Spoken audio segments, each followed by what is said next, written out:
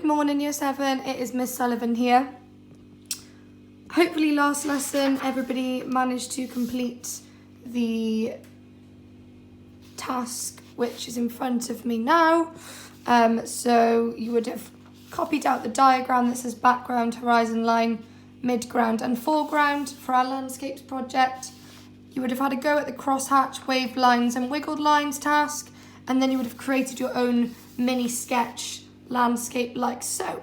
So today we are going to be continuing with this idea of mark making, but you're going to now begin to think about how this will progress into a final piece that will lead you up to the end of Year 7, as we've now got around 5 weeks left of learning.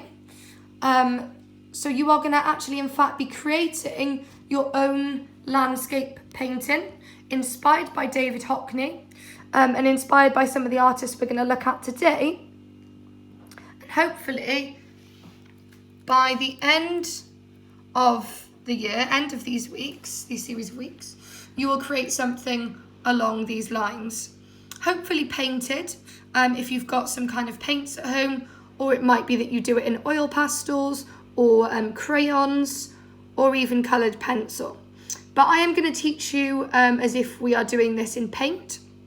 So we're going to start this task over the next couple of weeks. So I'm not saying go out and necessarily you have to buy paint, but if you could get hold of some paint, that would be fantastic. Watercolour tubs like this are very cheap online on Amazon, and you can buy things like acrylic paints as well very cheaply, also on Amazon or in the supermarket. It tends to be something many of us have at home. If not, maybe you could ask mum, dad, carer, whoever's looking after you, if you could get some paints to accompany this task. If you can't, then don't worry. There are other ways of doing this, like I said, in pencil or pastels or crayons. But if we were in school, we would have completed this task over 4 or 5 lessons, working our way from each section, from the background, horizon line, midground and foreground, and obviously the sky as well. We would paint, and like I said, we would be doing it in paint. So it's nice to try and keep it as if we are in school. So see if you can get some paints over the next couple of weeks. If not, don't stress, don't worry. But this is going to be the medium that I demonstrate the lesson in. So to be able to start our painting, to be able to move on from the task that you did last lesson, what you need to be able to do is collect up some different materials, and you are then gonna have a go at using mark making and different materials to carry out some tests during this lesson. So I've laid my page out like this. I've put my title, I would put the date. You can answer the connect question at the top of your page, which I'll put in the PowerPoint. And then you're going to draw something like this. So I've got 1, 2, 3, 4, 5, 6, 7, 8 boxes. Now it doesn't have to be exactly like this, but this is the neatest way. I just drew a box around my page with a ruler and a pencil, and then I just divided it, measuring up into 8 boxes, just to keep my work neat and in order. So the next thing that we're going to do now is have a look at the work of some artists today, and also have a look at some mark making techniques. So we've looked at perspective drawing. Today we're going to have a look at some artists that are Welsh artists, and I thought because I'm from Wales it's quite nice to bring in British artists, but somebody, 2 artists from Wales.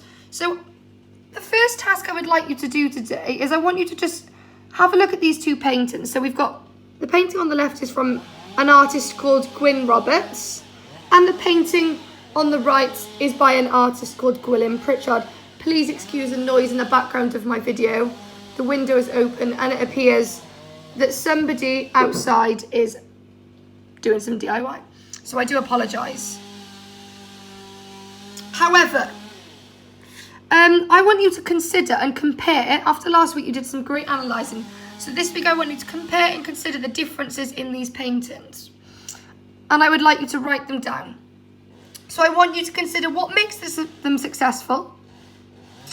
Think about the colour palette, the texture and the technique in these paintings as well. So I'm going to leave you to do this task, and you can do that as the connect task, and you can just write a sentence that explains the differences between Gwyn Roberts and Gwilym Pritchard's paintings, two very famous Welsh artists. Okay, moving on to the task today and looking at mark making a little bit further. So, again, this is what we're aiming for at the end of the 6 weeks. So today we need to be able to build up different mark making techniques to be able to paint something like this. So you've looked at primary and secondary colours at the beginning of the year. Don't forget, these are things that you can consider when you're practicing your mixing today. So primary is yellow, blue and red, and then your secondary are green, orange and purple pink. And that's what you mix together to get those colours. To make a colour lighter, you add white to it, and to make a colour darker, you add black to it. So when you're blending colours together, 2 or more colours will make a blend.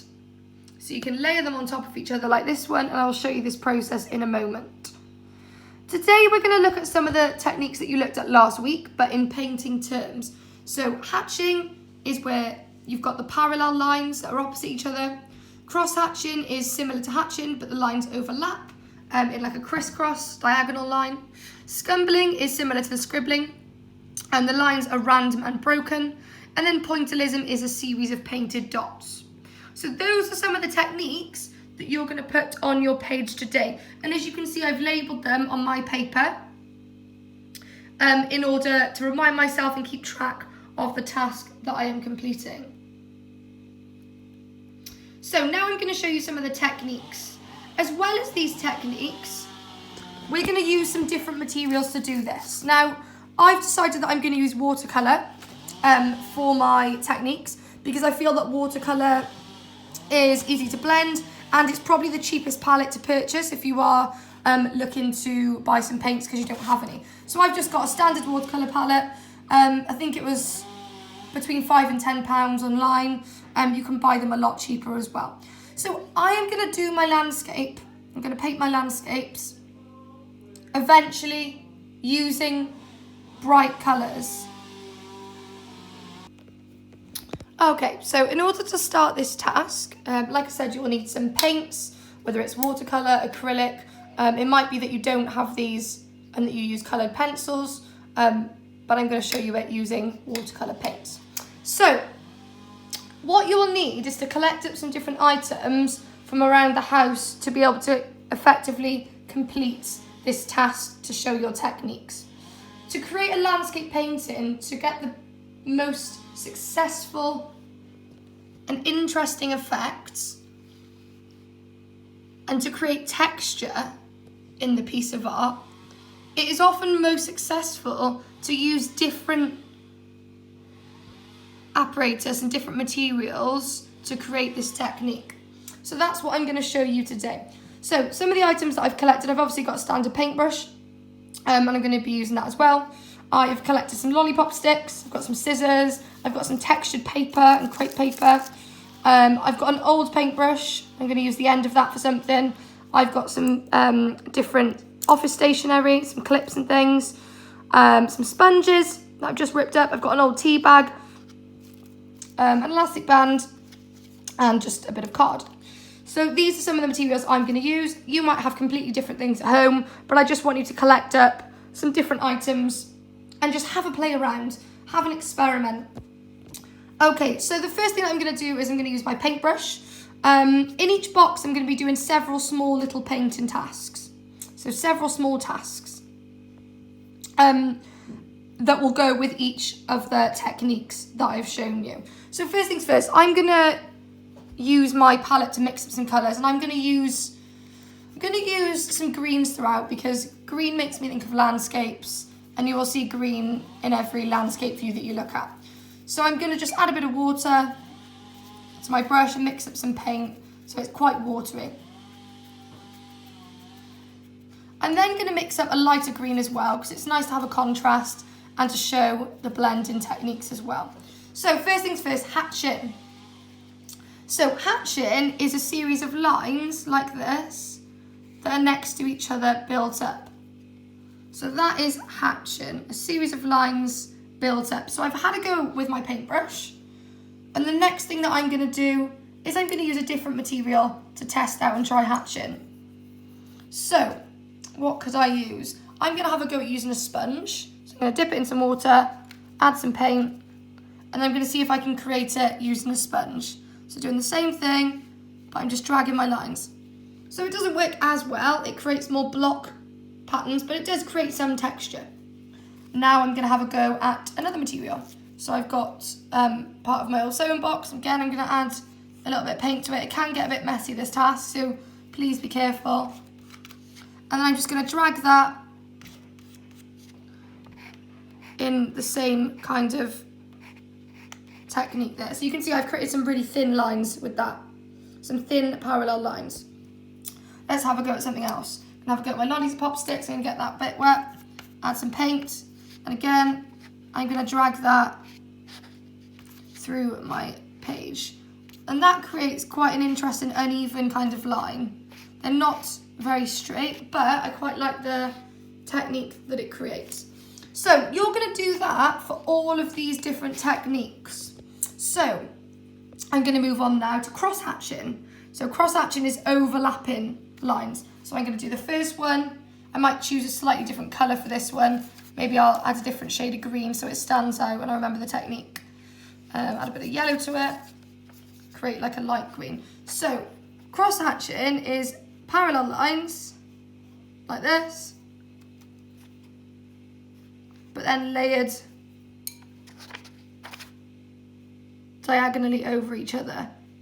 And if you do them closer together, you'll have a different technique again, like so. So let's try some other materials. I really like the idea of using this piece of paper actually for this. So I'm going to just dip it in my paint and see if I can create some kind of rough cross-hatched effect, like so. It doesn't come out the neatest, but it does create a seemingly interesting effect. So I'm going to try one more thing. I am going to try the end of an old brush to do this. This might create finer, thinner lines. It's all about practicing and trial and error with these tasks. So that creates a lot thinner lines for my crosshatch. So the next one that you're going to have a go at is scumbling. Now scumbling is almost like scribbling.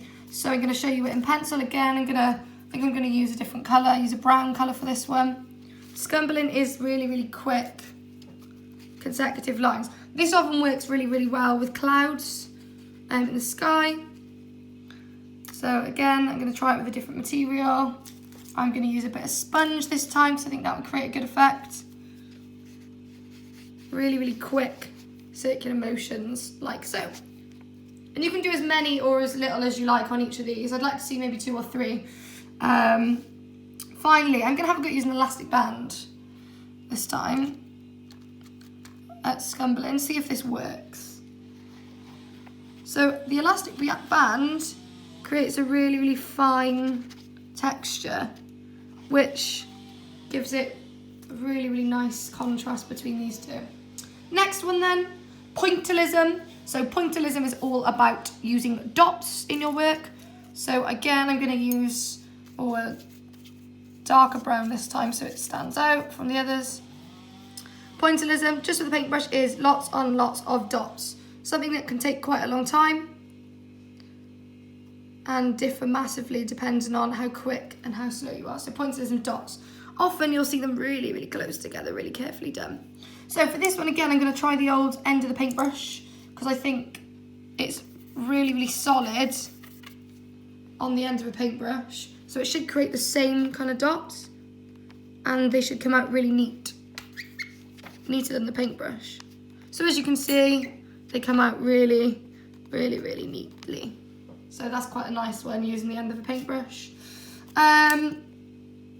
You could also use the corner of a piece of card, maybe. Like this. And it might create larger dots. Like so. You can label what you used as well. So it might be now that I go back and I say how I did it to remind myself. So I can put some little arrows and labels. Moving on. We're getting there. Where are we now? So on the bottom half, I've given you these techniques. I want you to have an experiment with some of your own now. So it could be something that you've seen before. It could be something that you test out. So I'm going to just pick a random kind of pattern. It might be something we used last lesson. And again, I'm going to try to create an even different colour. I'm going to use like a bluey green. So I'm going to do some waved lines. But I want you to come up with two of your own. So mine are waved lines that are next to each other. Again, you can use different materials. So I'm going to use a sponge to create my waved lines. And you can use a few others as well. I've also got an old tea bag, which I'm going to have a go at using. That creates really big waves, which is quite interesting. Like so. Oh, final one. I need one more. What could I do? I am going to use I'm going to use like an arrow pattern. So, like so. I'm going to use arrows almost, or triangles, you could say. So a bit similar to the waves, but more zigzaggy. Like that. And again, I'm going to try my elastic band again for this one. But you can use whatever you like. Okay, see if this works. Like I said, it's all trial and error. Okay, so it doesn't work as well, but it does create some nice tones between the dark and light. Final one. I'm going to use my end of the cardboard again, see? Because the cardboard's got a really nice, long, smooth line, so I think it could be interesting if you did it carefully. So use the length of the cardboard like so. So there you have it. That is your tests. At the bottom now, the final task. Obviously, you can spend a lot longer on this. I did it in 10 minutes. You can spend a lot longer. I want it to be more carefully done, and I want you to label them as well. So it should be 10 minutes, well, 10 to 15 minutes watching this video, however long it does end up being. You also need to make sure you've completed the Connect question and then this task at the end. So, colour testing, blending. Okay, I mentioned blending. So this is where you get your paintbrush back, or if you're using colour pencils, your colours. I'm just going to show you a simple blend. So I've got dark green on my brush, like so. And then I'm going to add a bit of light green, wash my brush over the top, then wash my brush. I've got a clean brush. Now I'm going to blend the two together to create this really nice blend. And you can keep going over it if you want it darker or lighter. Watercolour does this really, really carefully and really, really well. It might be that you add a solid dark colour, like so. And then you just add some light green patterns over the top.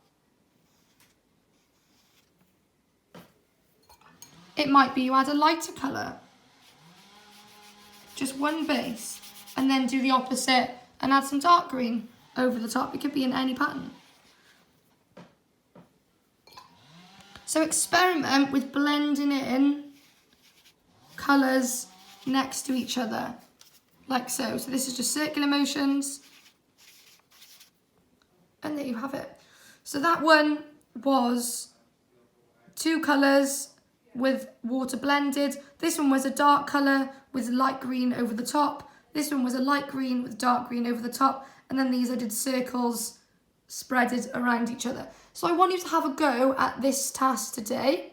Take your time with it. If you don't have paint, you could use coloured pencil or oil pastels. But hopefully that is clear what you're doing today.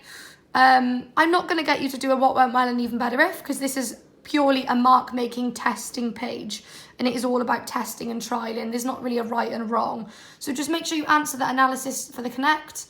Draw your page out something like this. Show you it clearly. So you've got hatching with parallel lines using different materials, cross hatching using different materials, scumbling, almost like scribbling using different materials, dots and pointillism, different materials. I then did 2 of my own, so you could label them as well.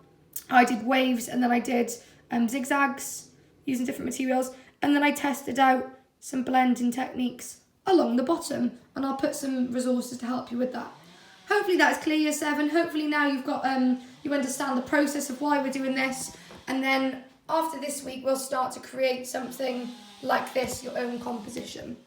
So take care, Year 7, have a fantastic week, and I will catch up with you soon. Bye.